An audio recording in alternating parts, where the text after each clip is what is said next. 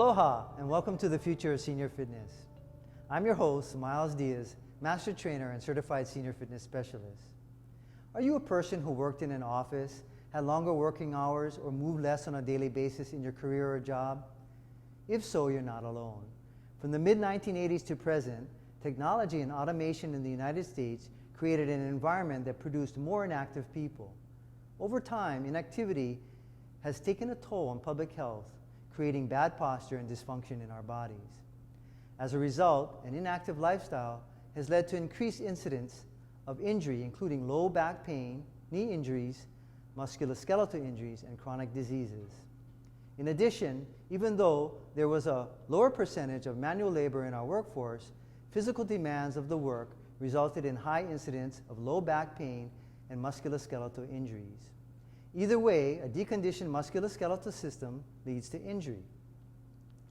Every person has different strengths, weaknesses, and functional challenges.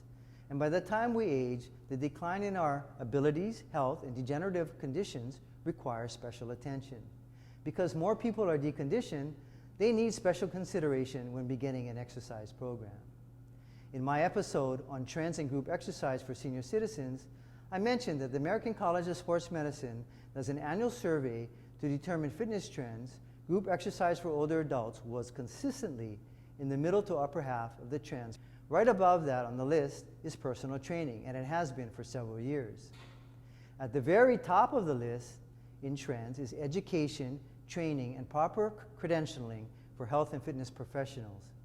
It is important that the future fitness for older adults focuses on effective programs that promote functional capacity and safety for each individual person. Because of this, I strongly believe in a personal trainer for senior citizens. And I'm here with Sally McDermott. And Sally is going to help us show some exercise examples. Sally, welcome to the show. Thank you, Myles. It's great to have you. Sally and I have been working together for, let's say, 2 going on 3 years now, I think, right? Almost 3. Almost 3 years, right? Yeah. And why don't you tell our viewing audience why you like to exercise? Well, I like it for a lot of reasons. I know it's good for me, and I like the stretching because in the morning when I get up, I have quite a bit of arthritis. In different part, I have knee replacements. I've had all kinds of other surgical things for my arthritis or to correct things. And this is the best exercise best way I can keep those in good shape. So I like exercise for that. It also makes me feel, wakes me up. Even if it's in the middle of the day, it gives me a lot more energy. When I'm finished, I'm not tired. I may be sore for a little while, but I'm not tired. And it gives me really a lot of energy. I have friends who call me the energetic bunny. That's right. And as you can see, Sally's in pretty good shape. So can you tell our viewing audience why you liked or you had decided to invest in a personal trainer? Well, I found when we first got here that I could come down here to the room and exercise. I learned how to do the various things and how to set the machines. But I could always find other things to do in the apartment or in town. I'm quite an active person and don't just sit around all day, so I always had something to do. So I could always make an excuse to myself. I mean, I might want to come down here, but oh no, there was something more important. And so now it's important because I'm paying him. And if I don't come and haven't canceled ahead of time, then I have to pay for it. Right. Yeah, you tend to be more consistent when you're... much more consistent. Much more consistent. Yeah. Good. I really enjoy it. Great. Well, let us know also what some of your favorite exercises. Well, we've done a lot of things for balance, and some of them walking, which we're going to do later. Right. And I like that. That's fun. I like using the bands and they put them on the door. And I've taken that actually. I have a couple of of sets, and I've taken them to Michigan in the summer when we go. Right, right. But because he's not there, I'm not doing that as much as I should be. Right, I have them right there. Goes back to the reason why you have a trainer Right, in the first place, right? Exactly. But I do a lot more walking there. Right. Here it's not as easy to walk as it is in the woods. Right, right. No. Okay, well, very good. Well, why don't we get to showing some examples today? Okay. We're going to show the television audience how to do some core stabilization exercises, Okay, right? good. And we're going to do some balance exercises. We're going to show them flexibility. Yeah. We're going to do a variety of resistance training. Yeah. And then we're going to show them a little bit of the cardio program that I set Good, up for you. I at like the that. end. Yeah. Okay? Uh-huh. Good. All right.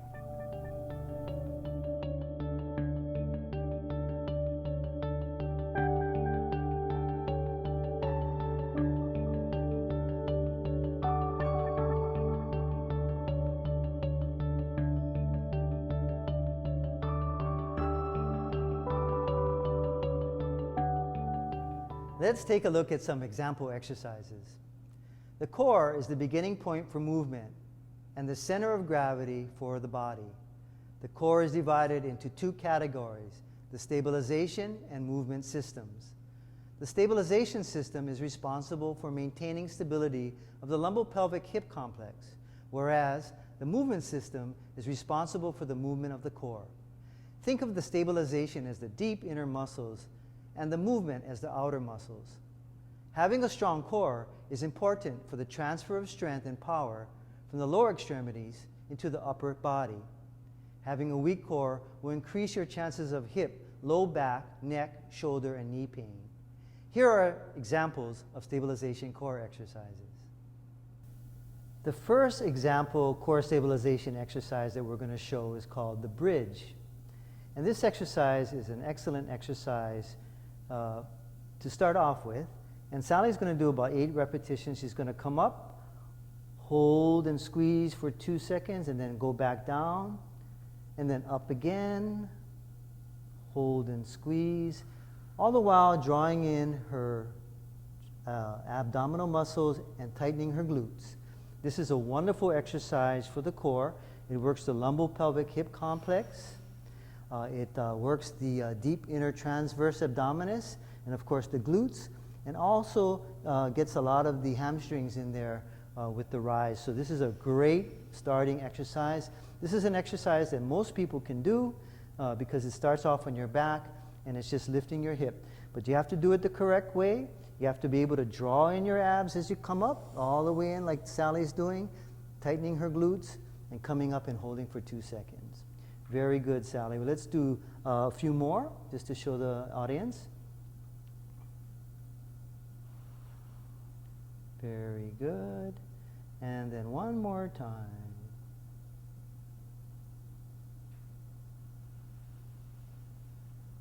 Great. Okay, so that's called the floor bridge. Let's move to the next, the opposite arm leg reach. Okay, there we go. So there she goes. So now this is, okay, and you hold for a second and then go to the next one. Next side, and get your leg up a little higher. Very good. And continue on while I speak. So this exercise is great. It lengthens the trunk. It also strengthens the hips and the glutes. And of course, as you can see, this is really forcing Sally to balance.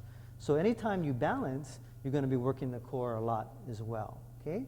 So again, this is a little harder because you have to be able to balance and you have to have strong knees. And as you know, even though Sally had some concerns with her knees, but she's able to do this exercise now. So lift a little higher here. Good. Okay, and let's show a few more of the movement. Good. Good, and switch. A couple more times. One more time. Excellent. That's the example of an opposite arm leg reach. This is probably the most beneficial exercise anyone can do. And get your butt down a little bit, yeah? And your arms out a little bit more. There we go. Now you want to work up to this, a little bit more down, good. Now Sally can do this for about 30 seconds to a minute when we do it. But for today, we're just going to show this example for about 10 seconds or so. The main thing you want to do is make sure you draw in your abs, tighten your glutes when you do it. Make sure that your arms are spread open evenly. A lot of people do it with a closed fist, and this is the proper way to do it. And you want to make sure you draw in. And again, it's mind over matter when you're doing it. It's a little difficult exercise to do. Again, it's the third most difficult of the three we're doing today. But here's an example of the plank. Flexibility is range of motion and soft tissue extensibility. Just to get out of bed, we need flexibility. Flexibility tends to deteriorate with age, often due to a sedentary lifestyle. Without adequate flexibility, daily activities become more difficult to perform. Over time, we create body movements and posture habits that can lead to reduced mobility of joints and compromised body positions. Staying active and stretching regularly can help prevent loss of mobility, which ensures independence as we age. Being flexible significantly reduces the chances of experiencing occasional and chronic back pain. Here are examples of flexibility exercises. We're going to start off with a back stretching exercise, and Sally's going to bring up her knee to her chest, and we're going to have her other knee or leg up just like this so that her back isn't rounded. So this is a wonderful way to start off stretching your back, and what you want to do is stretch one side and then the other side, and this is these exercises or stretches should be held for about 5 to 10 seconds, and that's what's normal for these stretches that are called static stretching exercises. Okay, great. I want to bring up this one, and we're going to hold that one for about 5 to 10 seconds as well. And again, notice that her knee is up on this side so that her back is flat and compressed in the mat and not rounding her back. Okay, dear, why don't you bring up the other one, and 2 at a time. Very good. And then finally, the exercise ends with the 2 legs up and stretch all the way to get the lower lumbar multifidus muscles stretched out. Very good.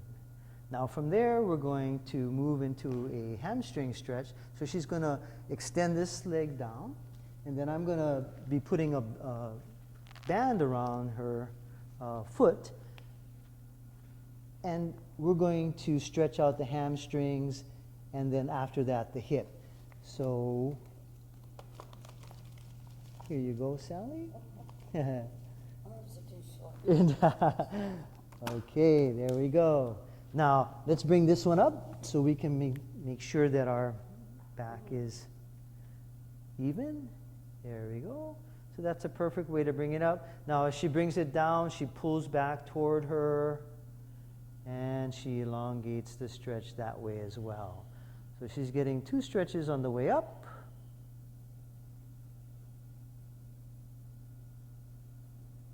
Very good. And see how straight her leg is. All the way down, pulling back. Excellent. One more time. Up. And pull back as you extend all the way back down. Good. Now Sally's going to show us how to stretch out her hip. So why don't you come back up again? And then you're going to go out, slowly, slowly, slowly, and pull back on the band. Great. And this is another good way to stretch out our lower back and our hip muscles. And in here. And yeah, exactly. And our inner thigh muscles, which we call the adductors, but everybody knows them as the inner thighs. Okay, and let's show one more stretch outwards. Good. And notice that she's keeping her back flat on this side. You don't want to let your back lift off the mat. And remember now, these are only example exercises. You know, these are not to be replicated at home. Always check with your doctor before you begin an exercise program. Very good. Okay, I don't think we need to show this side. I think people get the idea. Once you stretch one side, you stretch the other side, just the way we did that one. Okay? And what Sally's doing here is she's getting into what we call a runner's stretch. And she's basically trying to show us how to stretch out her calves. So by putting pressure against the wall with her hands, she's allowing her back calves, or gastroc muscles as we refer to it, to be stretched out. And again, these static stretching are between 5 and 10 seconds. Okay, let's show the other side. Very good. And see, you have to apply pressure to the wall like she's doing, and then lean back to get the feeling in the calf right here. Good stretch, huh? Oh, that feels good. Great. And that's our examples of flexibility exercises. Okay. Balance exercises can help prevent falls by improving ability to control and maintain your body's position. Whether you're moving or still, each year, more than 1/3 of people age 65 or older fall. Falls and fall-related injuries, such as hip fractures, can have a serious impact on an older person's life. If you fall, it could limit your activities or make it impossible to live independently. Here are some examples of balance exercises. Okay, here are some examples of balance exercises. And we're going to start off with a cone drill. And Sally, what I like to do in the beginning is always have my clients walk the cones in the front and back. Some of my clients can't go backwards, but they can go forward. But I always like to start the drill this way so I can assess how they're doing this day. Sometimes their balance isn't as good some days, and some days it's better. So I like to get an idea of how they're doing today. So Sally, why don't you show us how you're going to walk through the cones. Okay. And go ahead.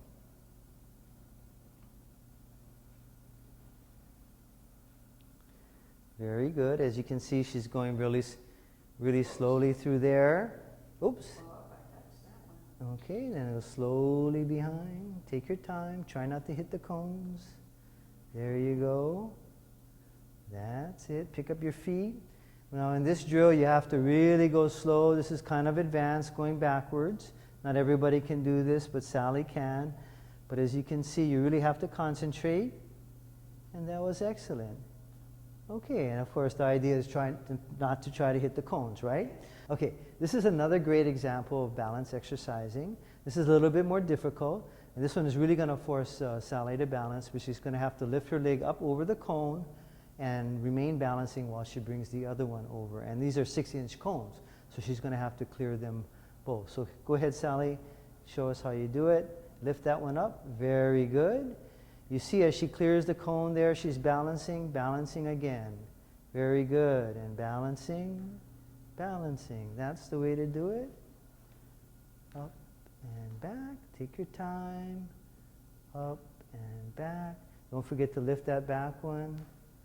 Good. And over. Now, would you like to show us how to do it backwards? Okay. Slow it down. And of course, backwards is a little more difficult. So, but Sally's going to take her time. As you look, as you do this exercise, you have to really watch the cones and then lift up. And again, balance exercises need to be supervised, especially when you start. And, it's probably not a good idea to do any of these by yourself when you're first starting, especially something this complex. But remember, these are just examples. Take your time.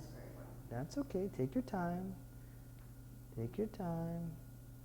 Good. You can do it when There you go. No problem. You're almost there. Good. Good. Okay, last one. Last one. Take your time.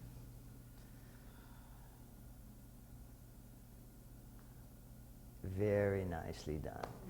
Okay, let's do the lateral walk now. So Sally's going to change and approach the cones laterally. So this is the same thing, and we're working the balance on her. Yep, just going over that way, the same way we did, but just laterally. There you go. Don't forget to lift that leg over the cone. The other one too. That's it. That's perfect, Sally. Good. Lift it high. Great. Okay, lift it over the cones. Good. Excellent. Okay, let's go back again. Okay, whenever doing balancing exercises, you really got to slow it down. Never, never rush. Balancing is not when you want to try to rush something. You always want to take your time when you try to balance. And of course, these types of exercises can greatly help your abilities in your everyday life and prevent you from falling. Now we're going to show a couple of examples. Sally's going to start off with a single leg balance reach using assistance. Okay? Now, all of you who normally, this is where you start. So you want to start with some assistance, a chair or a railing or something. And the first exercise she's going to do is she's going to go ahead and lift her leg up, reach out with the leg, and back down and down. Good. So we want to hold on to this for now. And up, out, and back. Excellent. Let's show two more of these. Up, out, and back, and down. Up, out, and back. Good. Let's move over to this side now.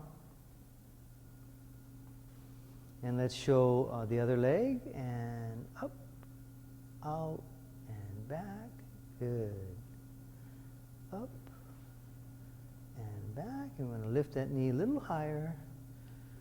Of course, you know, you're also exercising the hip when you're doing this, and of course, that's a very important part of balance too, right? The lumbo-pelvic hip complex, as I mentioned. Very good. Okay, let's go over to the other side now. Very good, Sally. And let's just have this just away from you, because we know you can do it without that. So hopefully you can today. So let's show an example. And you can either put your hands on your hips or at the side, whatever you feel comfortable doing. Very good. That's one.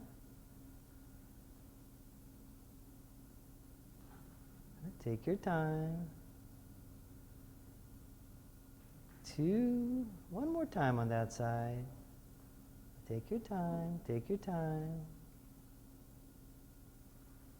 Great. Okay, let's come over here and show the other side. Move this away. Okay. That's okay. Take your time. Don't worry. Good. 1, 2, and 3. Very good. So as you can see, sometimes one side is a little stronger than the other, right? And on this side, this just happens to be Sally's stronger side. And she always does much better on this side. But of course, when you have one strength on one side, you want to make sure you work the other side that's weak, right? Because that's the side that you really got to develop. Okay, very good. Excellent. Here are my top 10 reasons to invest in a personal trainer. Reason number 1, motivation.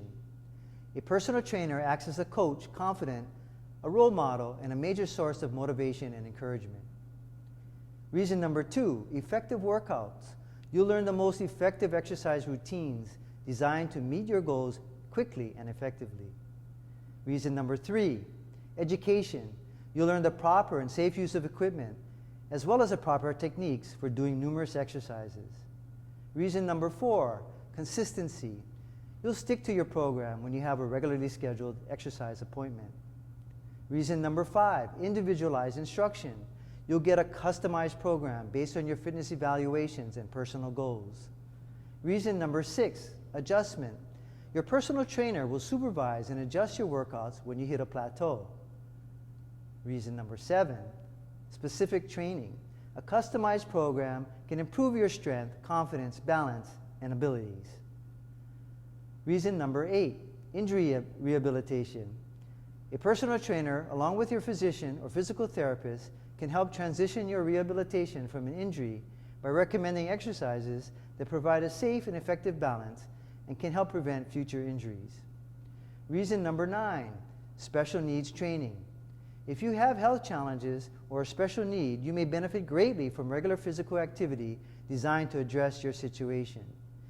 And finally, reason number 10, which is probably the most important of all, is sense of well-being. A personal trainer will help you reach your health and fitness goals, and you will be amazed at your physical well-being, your energy level, and your improved overall fitness. Please note that a personal trainer can provide instant results. If you really want to get fit, you have to put in the time, effort, and commitment. Changes don't happen overnight. And a personal trainer can replace your doctor, nutritionist, or physiotherapist.